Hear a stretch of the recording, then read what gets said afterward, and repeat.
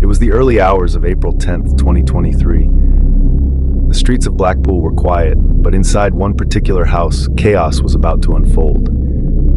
Daniel Cunningham, a 33-year-old drug dealer, was deep in sleep when a sudden noise jolted him awake. A thud, then another. Footsteps echoed downstairs, moving fast. Before he could process what was happening, his bedroom door burst open. 4 masked men rushed in. One of them gripped a hammer.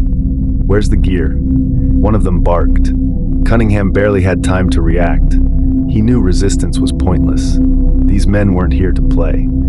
Silently, he pointed to the stash, a large quantity of drugs hidden within the house. The intruders moved quickly, scooping up everything. Within minutes, they were gone, vanishing into the night.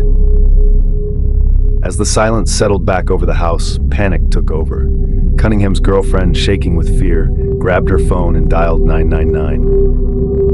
When the police arrived, Cunningham played it cool. He told them it was just a robbery. He acted confused, insisting he had no idea who the attackers were.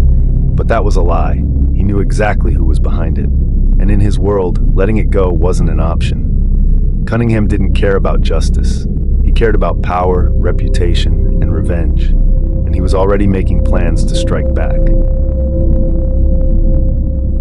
This is the shocking story of how a Blackpool drug dealer turned a simple robbery into a brutal act of revenge. One that left 1 man dead and 4 others behind bars. What started as a home invasion spiraled into murder. To understand what happened next, you need to understand Cunningham's world. He wasn't just some low-level dealer. He operated in a dangerous business where reputation was everything.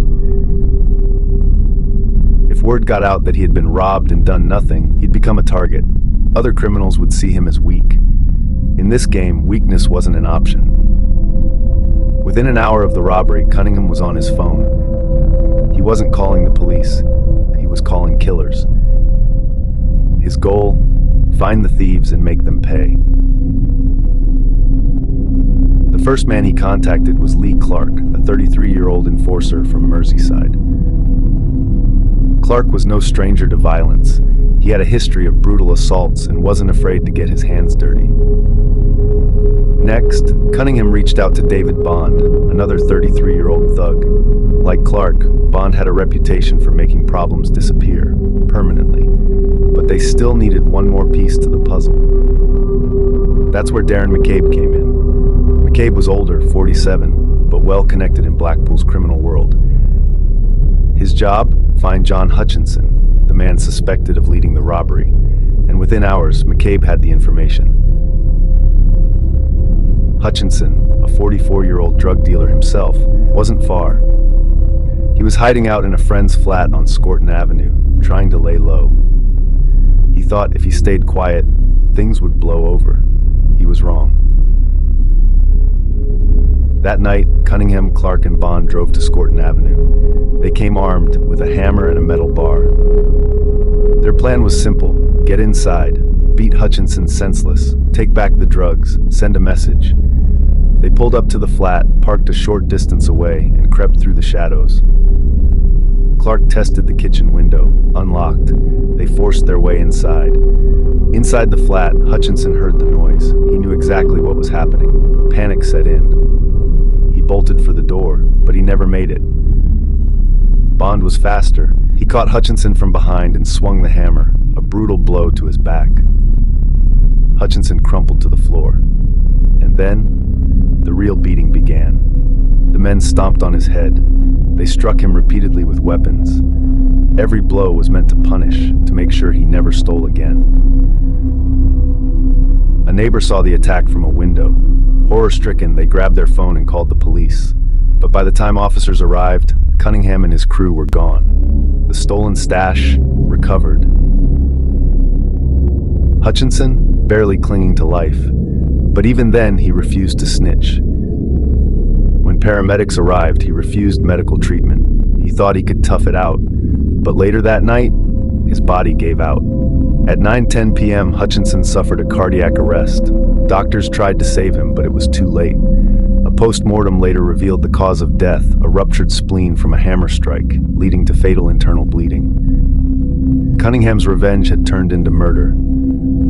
Back in Liverpool, Clark and Bond weren't worried. In fact, they laughed about the attack in text messages. Bond joked, "Lad, my foot's killing me." Clark replied, "Took me back to the good old days, that did." But when news broke that Hutchinson was dead, the mood shifted. Bond panicked. He texted Clark, "Make sure he gets rid of the hammer." Too late. The next morning, police made their move. Cunningham was arrested at his home in Blackpool. Clark was picked up in Merseyside.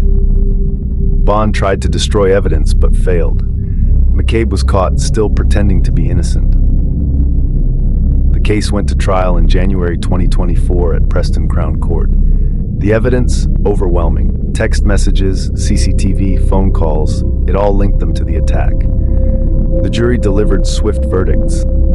Lee Clark, guilty of murder, life in prison, minimum 27 years. David Bond, guilty of murder, life in prison, minimum 24 years.